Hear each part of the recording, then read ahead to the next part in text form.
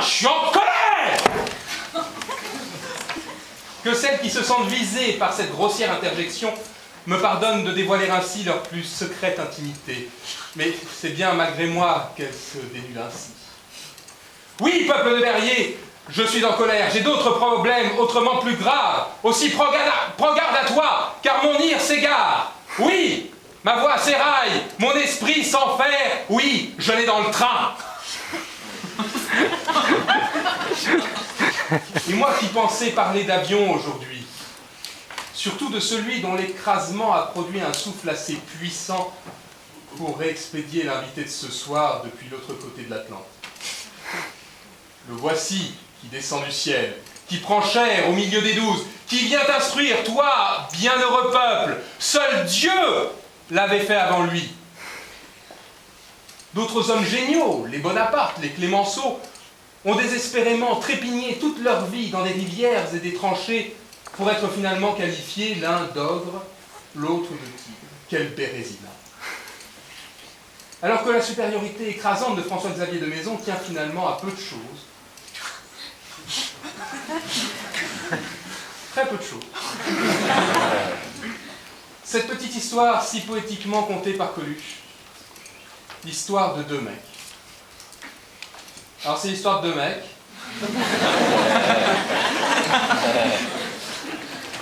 Deux mecs, non, pas deux demi-frères. Par la mère seulement, bon. Mais deux mecs quand même, hein. Deux mecs normaux, hein. Quoi qu'il y en a un des deux qui est corse.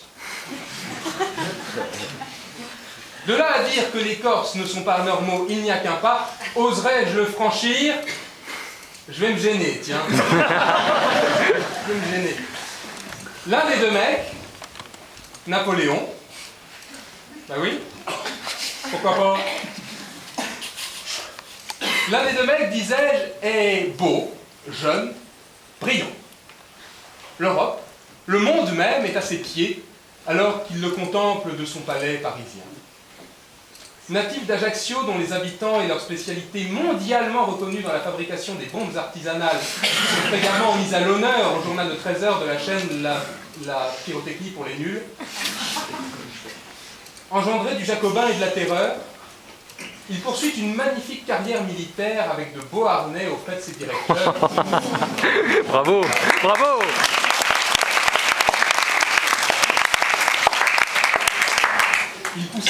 Il poursuit donc une magnifique carrière en attendant d'amasser la somme suffisante pour expédier les 10 directeurs ad patres sieyès par colis recommandé du bourreau et prendre leur place qu'il est bien dommage de laisser vacante. Une fois installé, une soif d'écriture le prend d'un coup. Il compose dans un style sec, net, précis, du Marguerite Duras avant l'heure. Le couronnement de cette double carrière n'est pas tant celui qu'il s'octroie lui-même que son coup de génie, consistant à placer son neveu sur son trône délaissé au travers d'un coup d'État, alors qu'invalide, il gît au fond de sa tente. Le deuxième mec, en revanche, appelons-le François-Xavier, pourquoi pas non plus, hein. Le deuxième mec est un brave garçon, a priori sans éclat, quoique ne manquant pas d'une prétention dont l'ampleur donne à sourire.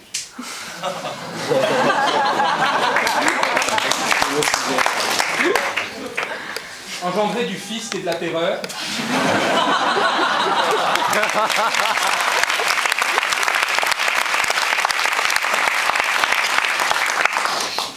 engendré donc du fisc et de la terreur, il est natif d'Asnières-sur-Seine, dont la spécialité dans quoi? Pourriez-vous m'aider? La spécialité dans rien, en fait. Donc, dans la spécialité dans rien, elle a poussé à déménager dans un bon pays. Un land's well, comme il aime à dire. Il a remporté le prix du jury Coopers pour ses 2 maisons entièrement réalisées en eau, plus connues sous le nom de PricewaterhouseCoopers. Ce prix, c'était la chance de sa vie. Convaincu, certes, de son ridicule, de l'eau dans laquelle il buvait le bouillon, plus qu'il ne nageait, il est passé aux planches qui au moins ont le mérite de flotter.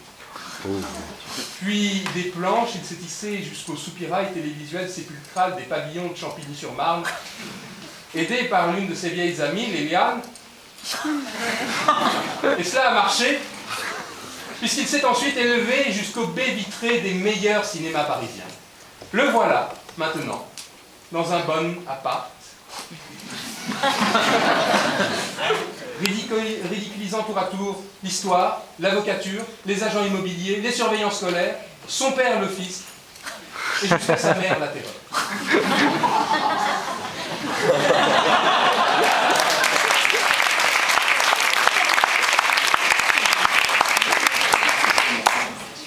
Bonaparte, pour sa part, a fini par tout rater, ce dans les moindres détails.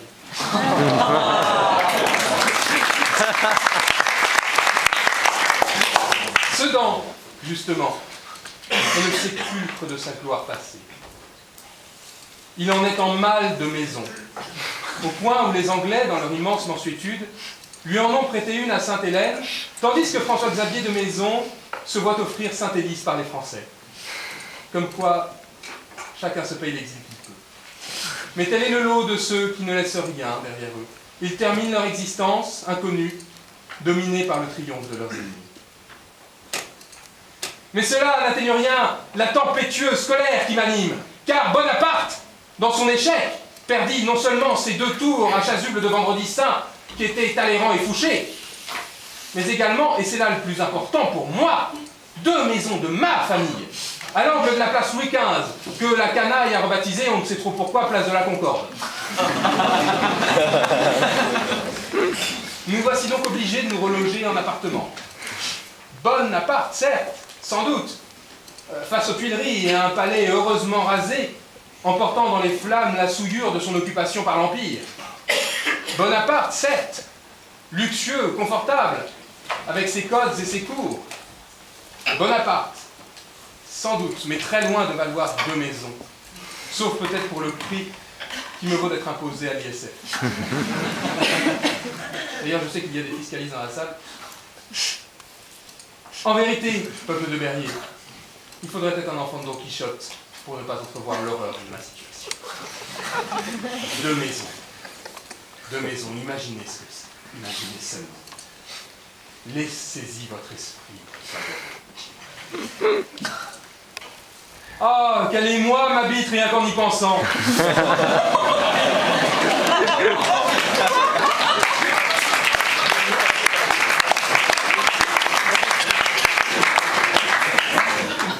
Je vois pas ce qu'il y a de drôle. D'un côté, une maison ouverte.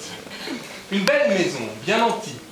Retapée comme il convient, quoique la charpente commence à s'y affaisser doucement, et que la poutre de chêne, naguère si pleine encore de cette vigueur du gland, s'y ramollisse insensiblement. C'est là que vous organisez vos plus grandes réceptions, qui ne comptent pas moins d'une dizaine d'amis. Et c'est là aussi, si vous avez la malchance d'en avoir une, que vous rangez votre teigne de belle-mère au milieu de vos nains de jardin turbulents. Parce que c'est maudit petit teigneux de nain, c'est teigneux un nain. Moi j'aime pas ça, moi. C'est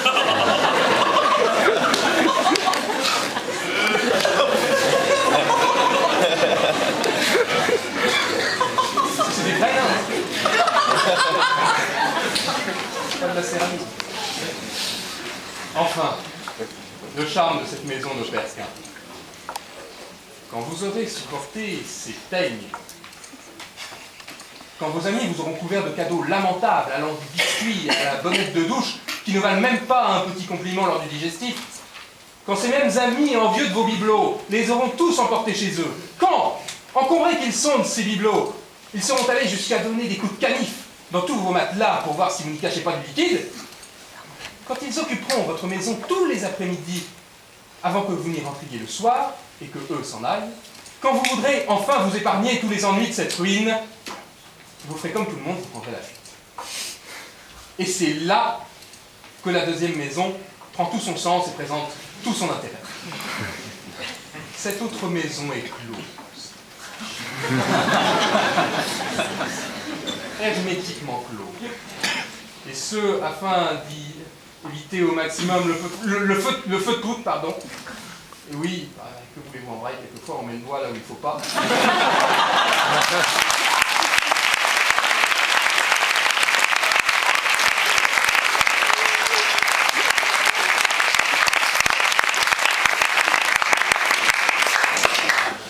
Et quel quartier de noblesse! Quelle charpente bien bâtie dans laquelle s'enfoncent des poutres d'acier brossées, encore frissonnantes de la main forgeronne. Véritable prodige, éclatante splendeur de ces quatre murs comme autant de volupté, encore nus de lierre et dont vous avez déjà consciencieusement coupé la vigne vierge. Celle-ci, on la choye au point où on en vient presque à se demander si elle a une âme. Qu'il me soit permis de rassurer les plus fanatiques d'entre vous, on revient très vite de cette illusion, mais qu'il reste, certes, un fait. Cette maison, la muse l'habite. Elle passe, elle dépasse, elle surpasse tout. Aussi, quelle chute de me retrouver ainsi dans un bon appart. Et quel charme voudriez-vous qu'il y ait à mes yeux? Point de charpente, point de poutre, rien! Point d'autre charme en vérité que celui de la petite enfant de Marie que m'a soufflé le voisin Talleyrand et évêque apostat de son état. Allô?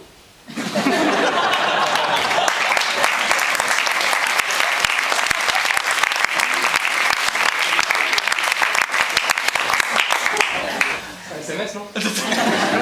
Attends. Car si les maisons offrent des plaisirs solitaires, l'appartement, lui, offre des gênes communes, ne serait-ce que par la présence des voisins. Pour ce qui me concerne, je dois en subir un certain nombre, dont un concierge espagnol, c'est encore ce qu'il y a de plus normal dans cet immeuble, quoiqu'il ferme la porte un peu tard, quelques Italiens et Hollandais, sans conséquence, qui se rangent toujours du côté de celui qui